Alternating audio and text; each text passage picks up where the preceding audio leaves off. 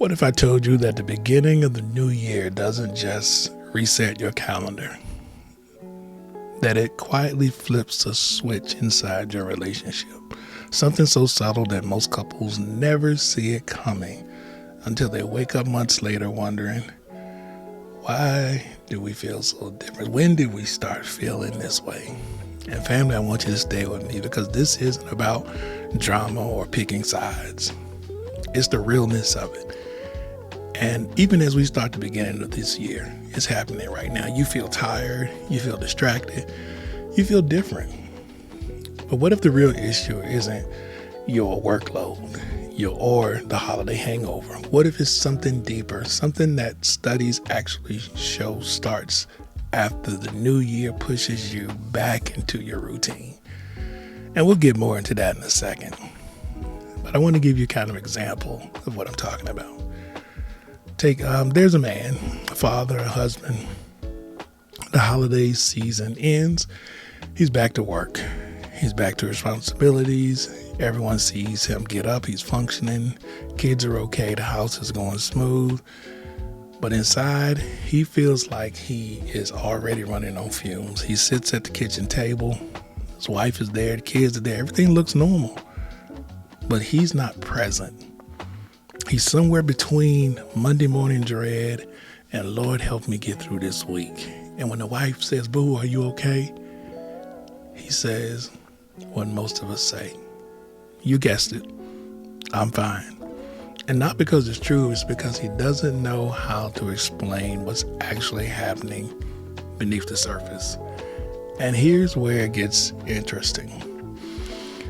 There's research showing that something measurable actually happens after the holiday pause. It blew me away when I read this.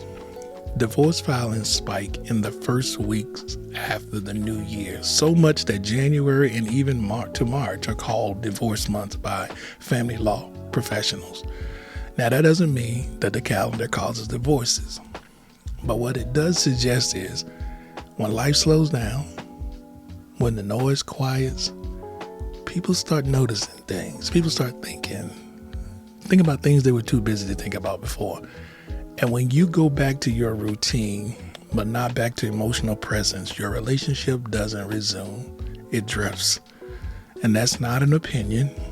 That's a pattern that happens. You see, couples don't fall out of love overnight. They wake up one day and realize they haven't really been connected. Something doesn't feel right. And the danger isn't stress. It isn't the busyness. It's the slow disappearance of emotional connection. And here's the part that's missed.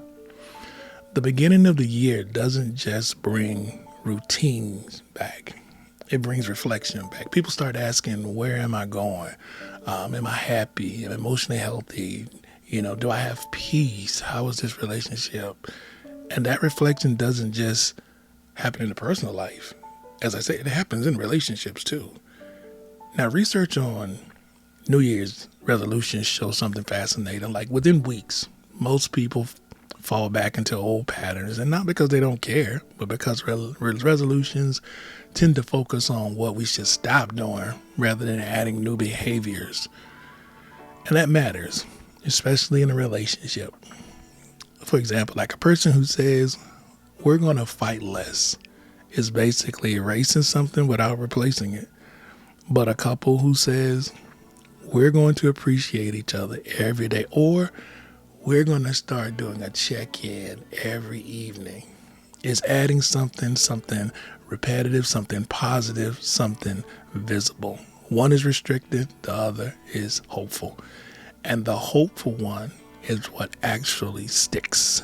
Now, if this feels like it's describing you, and if you see this pattern happening in someone you love, I want you to do me a favor. Be courageous. I want you to drop a comment and say, I see it. I see it. Because the most dangerous part of this season isn't the getting busy part. It's that you stop noticing when your heart drifts, when there's distance in your relationship. So what do couples who don't drift do differently? Number one, they add first before they fix. I mentioned before, we're not going to fight as much.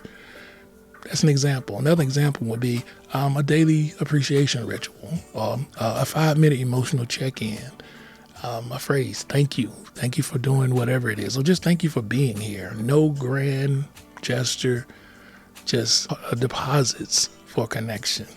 Number 2, they notice the drift early. They don't wait until it breaks down. They ask, how are we doing? Are we present? How do you feel about our connection? They name it instead of waiting for a crisis. And that simple awareness is enough to stop the drift before distance become normal. And number 3, they don't let the first few weeks become the template. Most people assume January or the early part of the year is just about being busy and resolutions. But if you don't consciously choose connection, your mind and your relationship will drift back to what was familiar, even if it wasn't healthy. And not because you don't love each other, but because emotions follow routines. And the routine you step back into determines the emotional landscape you live in. So if this year started heavy for you, or if you feel more tired at home than at work, and if you love your partner but still feel distant, you're not imagining it. You're noticing something that happens to almost every couple. But only the ones who address it can make progress from this. So family, this channel exists for people who refuse to let challenges steal the joy of their relationship and their connections. I want to ask you to subscribe, and not for me, but not for subs or clicks, but for encouragement, hopefully for some clarity, knowledge, wisdom, relationship growth. Because family, I love you, and I believe you have the ability to create the relationship you deserve. Remember, you are one change away from moving closer instead of drifting apart. So thank you for being here with me, and I hope you will join me again in the next episode.